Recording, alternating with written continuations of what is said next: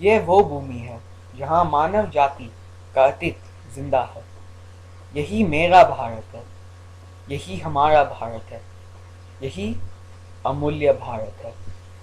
10,000 वर्ष पूर्व की भारत की कहानी, घटनाओं एवं तथ्यों का लेखा जोखा आज भी उपलब्ध है, पर उससे पूर्व का नहीं। कुछ लोगों के अनुसार शुरू का इतिहास समय के गर्भ में खो गया। केवल भारत के पास ही मानव की इतिहास की कहानी शुरू से है। भारतीय कल्पित कथा के अनुसार मानव एक समुद्र से निकाले गए सुनहरे अंडे से बना।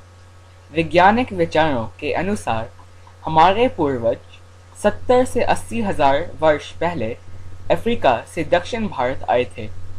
इन लोगों ने भारतीय वनस्पति और समुद्री उपहार से अपना काम चलाया। सभी गैर अफ्रीकी लोग अपने पूर्वजों को भारत इतिहास में खोज सकते हैं। यही कारण है कि भारत को मदर इंडिया के नाम से भी पुकारा जाता है। सभी भारतीय अनेक होते हुए भी एक हैं और एकजुट होकर जीवन व्यतीत करते हैं। भारत की संस्कृति और धर्म इस बात के प्रतीक हैं कि भारत की पहचान बनाई नहीं जाती, बनती रहती है।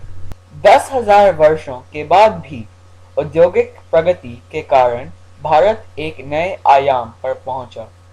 शहरों का उत्थान। भारत सबसे पुरानी सभ्यता का घर है। 7,000 बीसी वो समय था जब गांव इंडस वैली में बदले। भारत बाइबल से भी पुराना है, ये हड़प्पा ने प्रमाणित किया है। इंडस के किनारों पर बसा हुआ टूटी हुई गढ़ की दीवारों वाला होने पर भी ये उद्योग और व्यापार, सरकार और लेखन तथा भारी जनसंख्या का प्रतीक है। इस समय भारतीय जो शिकारी थे व्यापारी बन गए। मोहनजोदारो वो राजधानी थी जो सामान से भरी हुई नावें फारस को बेचती थी। हिमालय से अरब सागर तक फैली हुई सिंधु घाटी की सभ्यता प्राचीन दुनिया की सबसे बड़ी सभ्यता थी। किसी कारणवश भारत ने अपना व्यापार छोड़ा और वापस भूमि के सहारे जीने लगे। लेकिन क्यों? इससे पहले भारत एक टीथस नामक समुद्र में एक टापू था। इस टापू की एशिया में टक्कर होने के परिणाम से हिमालयाज बने और नम वायु जो दक्षिण से चलती थी वो शुष्क होनी शुरू हो गई। तभी से भारतीय मानसून प्रिय हैं। इसलिए भारतीय उत्तर में ऐसी भूमि पर गए जहाँ की नदी हर तरह से संपन्न थी। ये नदी गंगा थी और यहीं से संस्कृत का उद्भव हुआ, जो संसार की सबसे बोली जाने वाली भाषाओं का मूल है। ऋग्वेद में सबसे पहली लिखी गई संस्कृत पाई जाती है, जो हमें उन जातियों के बारे में बताती है जिन्होंने जंगलों को जलाकर नई भूमि को पाया। ये लोग आर्यंस थे। इंडस शहरों के नष्ट होने जाने पर आर्यंस अपने साथ नई भाषा और नए विश्वास लाए। आर्यन सभ्यता की नई राजधानी पेशवास पाकिस्तान थी। पर अब भी एक नया प्रश्न उठता है कि आर्यंस कहाँ से थे? उत्तर है, वो केंद्रीय एशिया से आए थे। इंडो आर्यन वैदिक समय में स्थापित हुए, जिन्होंने 1500 से 500 बीसी में हिंदुत्व की नींव डाली। इंडो आर्यन सोसाइटी का निर्माण जाति विश्वास के आधार पर हुआ।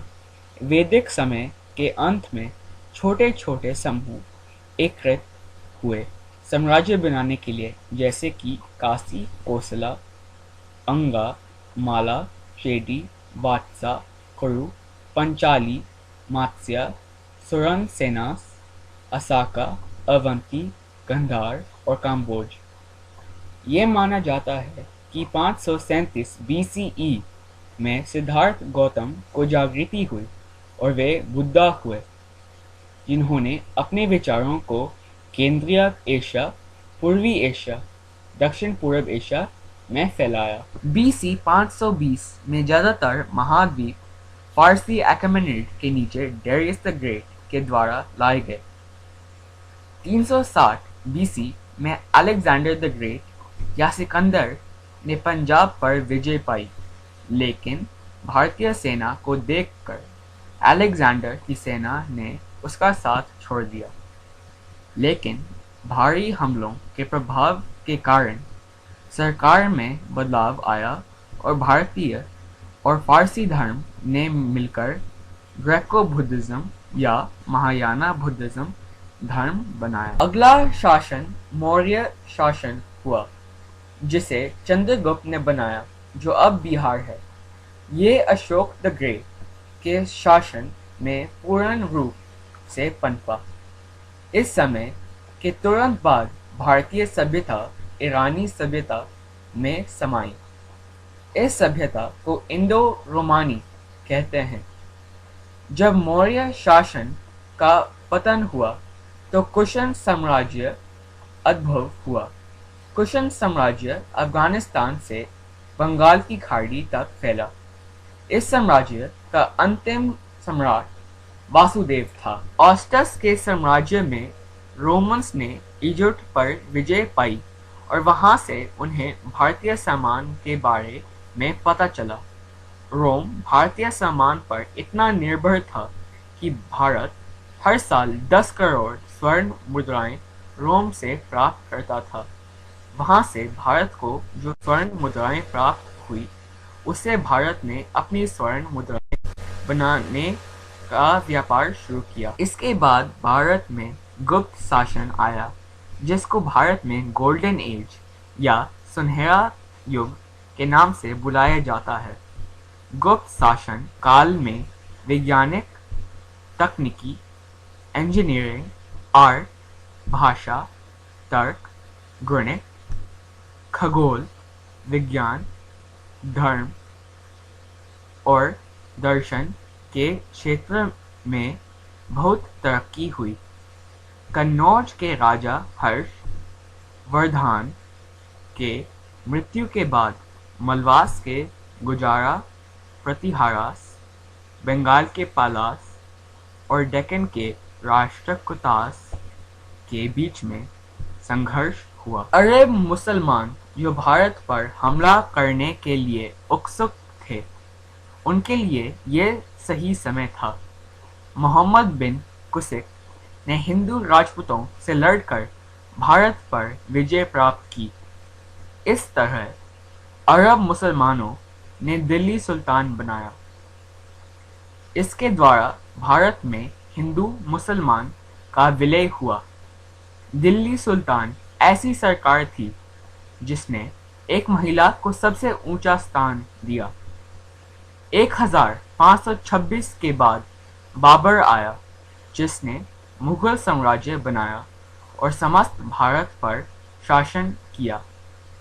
बाद में अकबर ने इस साम्राज्य को प्राप्त किया। 1707 मुगलों की सत्ता का पतन हुआ, क्योंकि हिंदुओं की संख्या ज्यादा होने के कारण उन्हें ये अच्छा नहीं लगा कि कोई मुसलमान भारत पर राज्य करे।